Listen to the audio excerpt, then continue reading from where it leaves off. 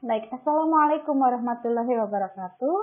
Bertemu saya dengan dosen mata kuliah Bahasa Indonesia.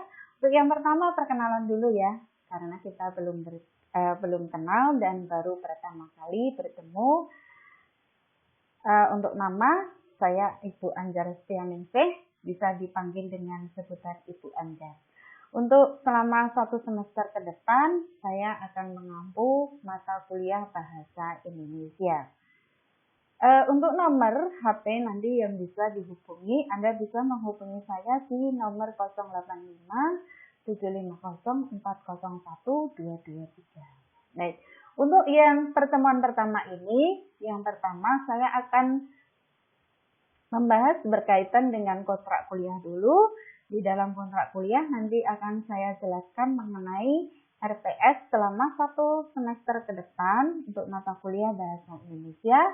Dan berkaitan dengan kontrak kuliah khusus dengan saya dosen Bahasa Indonesia. Baik, langsung saja nanti untuk yang pertama saya jelaskan untuk RPS-nya dulu. Setelah itu nanti akan saya masuk sedikit ke materi yaitu tentang sejarah Bahasa Indonesia. Baik, yang pertama RPS Bahasa Indonesia. RPS itu nanti berkaitan dengan rencana pembelajaran semester untuk mata kuliah Bahasa Indonesia. Pertemuan yang pertama, nanti ada kontrak kuliah dulu. Jadi saya menjelaskan RPS selama 1 semester ke depan ini dan peraturan-peraturan apa saja yang harus kita sepakati untuk mata kuliah Bahasa Indonesia. Kemudian yang kedua, ada sedikit masuk nanti ke materi yaitu berkaitan dengan sejarah Bahasa Indonesia.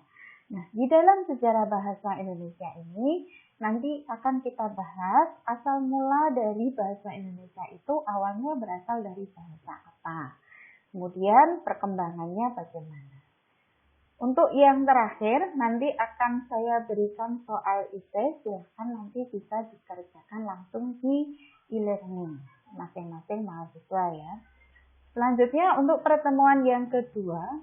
Untuk pertemuan yang kedua nanti akan saya bahas berkaitan dengan pengertian bahasa. Untuk pengertian bahasa ini adalah pengertian bahasa secara umum. Kemudian yang kedua ada fungsi dan kedudukan bahasa Indonesia.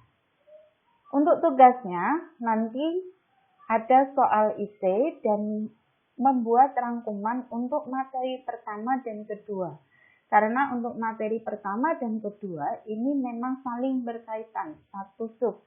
Jadi Anda nanti merangkum tentang sejarah bahasa Indonesia, pengertian bahasa dan fungsi serta kedudukan bahasa Indonesia. Selanjutnya untuk pertemuan yang ketiga. Pertemuan yang ketiga di sini nanti kita akan belajar berkaitan dengan tata bahasa Indonesia yang baik dan benar. Untuk belajar tata bahasa Indonesia, nanti kita berpedoman pada EBI. EBI itu kepanjangan dari Ejaan Bahasa Indonesia. Untuk tugasnya, nanti akan saya berikan wacana. Tugas Anda nanti membaca, menemukan, dan menuliskan kembali wacana yang sama. Kemudian untuk pertemuan yang keempat, ada kalimat efektif. Kalimat efektif di sini nanti yang akan kita bahas. Yang pertama ada pengertian kalimat, kemudian ada struktur kalimat, dan macam-macam kalimat. Kemudian tugasnya apa? Di pertemuan yang keempat ini, nanti kita akan membuat kalimat yang efektif. Jadi untuk tugas mahasiswa, belajar bagaimana cara menulis kalimat yang efektif. Untuk kalimat di sini, saya yakin ya, semuanya pasti sudah pandai dan sudah pintar sekali dalam membuat kalimat. Tapi untuk pembuatan kalimat di sini difokuskan untuk penulisan kalimat karya tulis ilmiah. Jadi bahasa yang digunakan nanti adalah bahasa yang baku sesuai dengan ejaan bahasa Indonesia. Jadi tidak serta-merta menggunakan kalimat, membuat kalimat seperti biasa tidak, tapi harus dengan menggunakan bahasa yang baku. Baik, setelah pertemuan yang keempat, nanti kita akan langsung pertemuan yang kelima. Di pertemuan yang kelima nanti akan kita bahas mengenai paragraf yang efektif. Karena tadi di pertemuan yang keempat kita sudah belajar membuat kalimat yang efektif. Jadi kalimat dari beberapa kalimat nanti disusun menjadi sebuah paragraf. Nah, di pertemuan yang keempat nanti kita akan belajar bagaimana cara membuat paragraf yang baik dan benar. Yang dipelajari apa saja? Yang pertama ada pengertian paragraf. Yang kedua ada struktur paragraf. Yang ketiga ada syarat-syarat paragraf. Dan yang keempat ada macam-macam paragraf.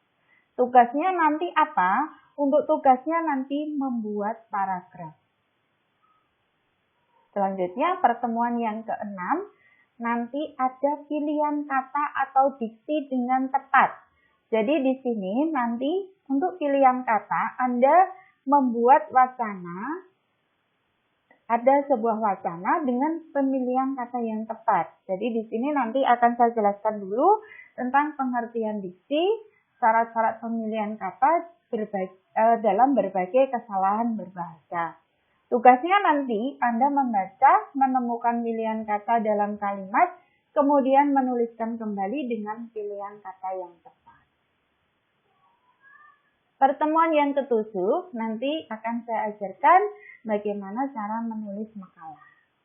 Nah, cara menulis makalah yang baik dan benar, kemudian sistematikanya bagaimana, kemudian cara menulisnya sesuai dengan bahasa yang baku. Tugasnya nanti adalah membuat makalah. Setelah pertemuan ke-7, nanti ada pertemuan ke-8. Pertemuan ke-8 ini adalah UTS, ujian tengah semester. Setelah UTS, nanti ada pertemuan yang ke-9 dan 10. Di pertemuan yang ke-9 dan 10, 2 kali pertemuan, itu akan saya gunakan untuk belajar pidato. Jadi mahasiswa bisa belajar pidato, berbicara di depan umum dengan menggunakan bahasa yang baku. Kemudian untuk pidato, di sini nanti ada pengertian pidato, sistematika penulisan pidato, dan menulis pidato. Untuk tugasnya, nanti menulis sebuah pidato dan praktik pidato. Untuk praktik pidatonya nanti bagaimana? Nanti bisa Anda praktik di rumah masing-masing dengan membuat video, kemudian nanti dikirim. Setelah pertemuan ke-10, 9, 10, ada pertemuan 11, 12, 13, 14, 4 kali pertemuan secara berturut-turut. Ini nanti kita akan belajar bersama-sama untuk menulis karya tulis ilmiah. Untuk menulis karya tulis ilmiah, di sini difokuskan pada penulisan PKM, Program Kreativitas Mahasiswa. Jadi di sini nanti untuk menulis karya tulis ilmiah akan saya jelaskan mengenai pengertian karya ilmiah, macam-macam karya ilmiah, sistematika karya ilmiah.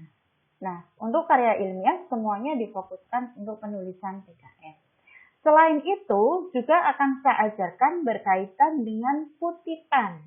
Kutipan ini nanti bisa diambil dari berbagai sumber, dari buku, dari internet, dari jurnal ilmiah, dari makalah, dari hasil skripsi orang lain, dan sebagainya.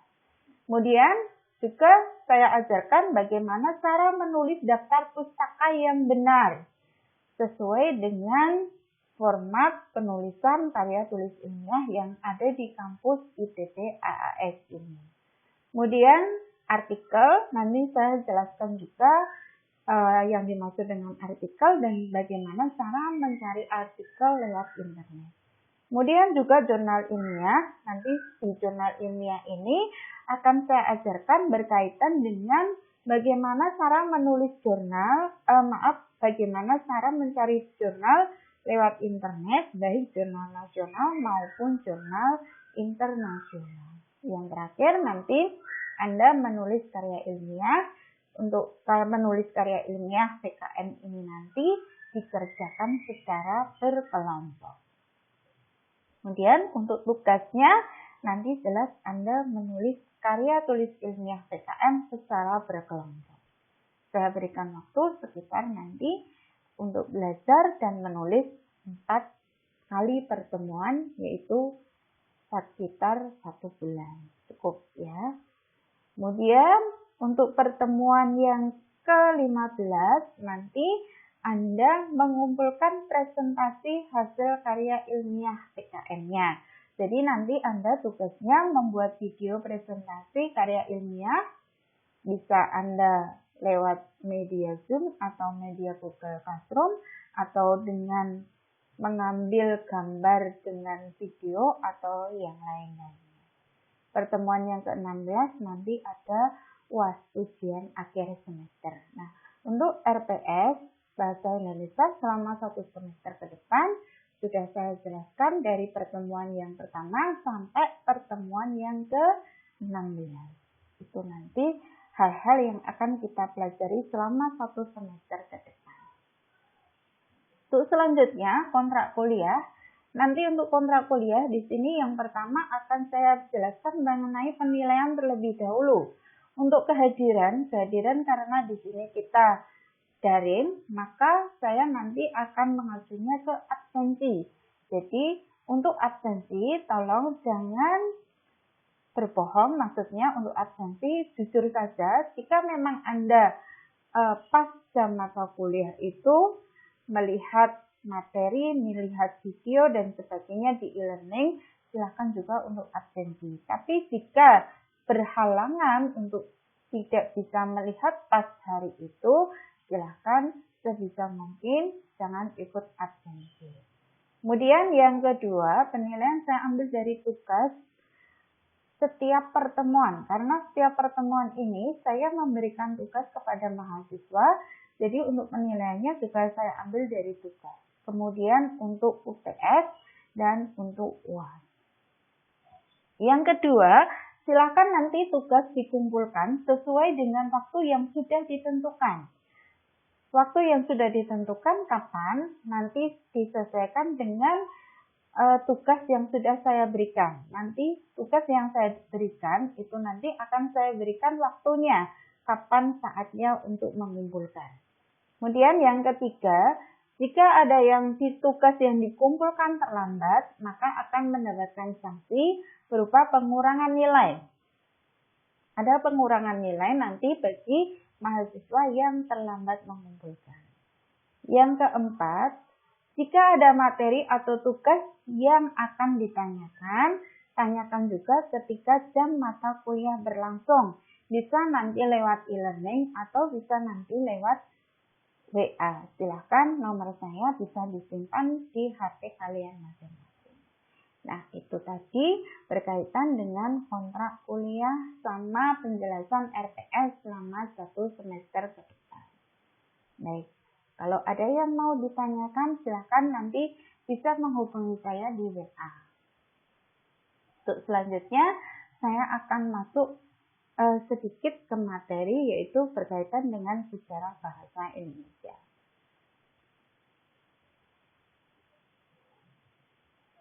Baik, untuk pertemuan yang pertama mengenai sejarah dan pengertiannya. Sejarah bahasa Indonesia yang pertama itu sebelum kemerdekaan dan nanti yang kedua setelah kemerdekaan. Untuk yang sebelum kemerdekaan dulu, saya jelaskan dulu. Bahasa Indonesia pada awalnya itu berasal dari bahasa Melayu di Riau. Jadi untuk bahasa Indonesia di sini dipergunakan bahasa Melayu di sini sudah digunakan sebagai bahasa perhubungan. Jadi bahasa Melayu di sini memang digunakan sebagai bahasa perhubungan untuk komunikasi masyarakat Indonesia setiap harinya. Ini bahasa Melayu ini digunakan di Indonesia ini ada bukti-buktinya. Bukti-buktinya apa? Yaitu ditemukan adanya beberapa prasasti yang bertuliskan dalam bahasa Melayu. Juga adanya Kerajaan Sriwijaya pada zaman dulu juga menggunakan komunikasi dengan menggunakan bahasa Melayu. Penyebaran agama juga menggunakan bahasa Melayu. perdagangan juga menggunakan bahasa Melayu. Nah, pada zaman penjajahan Belanda, bahasa yang digunakan itu juga menggunakan bahasa Melayu. Pada masa penjajahan Belanda itu, bahasa Belanda itu hanya digunakan oleh orang-orang tertentu saja, yaitu orang terpelajar pada masa itu, yang hanya bisa menggunakan bahasa Belanda. Selebihnya, mereka menggunakan bahasa Melayu. Nah, dengan demikian, bahasa Melayu di sini banyak digunakan di Indonesia. Sehingga pada tanggal 28 Oktober 1928, bahasa Melayu diubah menjadi bahasa Indonesia. Nah, karena pada tanggal 28 Oktober 1928 itu ada kongres yang namanya Kongres Pemuda, beranggotakan dari perwakilan pemuda-pemuda yang berasal dari daerah di Indonesia, berkumpul menjadi satu dan di situ mengadakan yang namanya Sumpah Pemuda. Isi Sumpah Pemuda masih ingat? Isi Sumpah Pemuda yang pertama, kami putra dan putri Indonesia mengaku bertumpah darah yang satu, tanah air Indonesia. Yang kedua, kami putra dan putri Indonesia mengaku berbangsa yang satu, bangsa Indonesia. Yang ketiga, kami putra dan putri Indonesia menjunjung bahasa persatuan, bahasa Indonesia. Sehingga setelah Kongres Sumpah Pemuda tersebut, bahasa Indonesia diubah menjadi, bahasa Melayu diubah menjadi bahasa Indonesia. Sehingga pada masa penjajahan Jepang, itu mereka juga melarang menggunakan bahasa Belanda.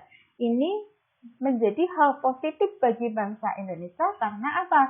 Bahasa Indonesia yang digunakan untuk berkomunikasi dalam kehidupan sehari-hari. Sehingga perkembangan bahasa Indonesia itu juga semakin besar. Kemudian yang kedua, sejarah bahasa Indonesia setelah kemerdekaan.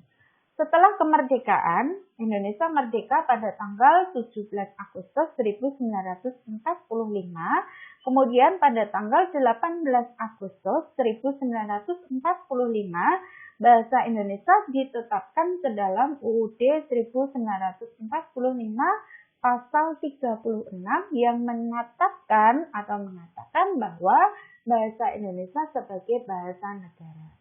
Jadi sejak saat itu bahasa Indonesia sudah resmi menjadi bahasa negara atau bahasa nasional. Nah, sejak ditetapkan menjadi bahasa Indonesia, perkembangan bahasa Indonesia sudah semakin pesat. Bahkan sampai sekarang sudah ribuan kata atau kosakata bahasa Indonesia. Nah, terbukti perkembangan bahasa Indonesia semakin maju, ada bukti-buktinya. Yang pertama yaitu pada tahun 1901 disusun ejaan resmi bahasa Indonesia oleh T.H.A. Van Ophuijsen, dimuat dalam kitab Logat Melayu, atau untuk ejaannya disebut sebagai ejaan Van Ophuijsen. Kemudian pada tahun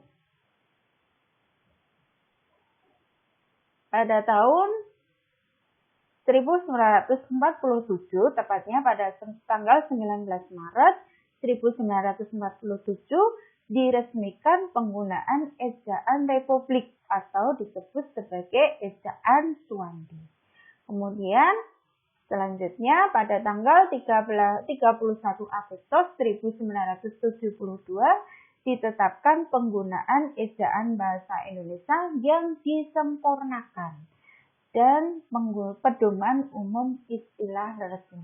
Jadi saat itu ejaan bahasa Indonesia sudah mulai menggunakan ejaan yang disempurnakan. Kemudian pada saat ini kita menggunakan ejaan bahasa Indonesia.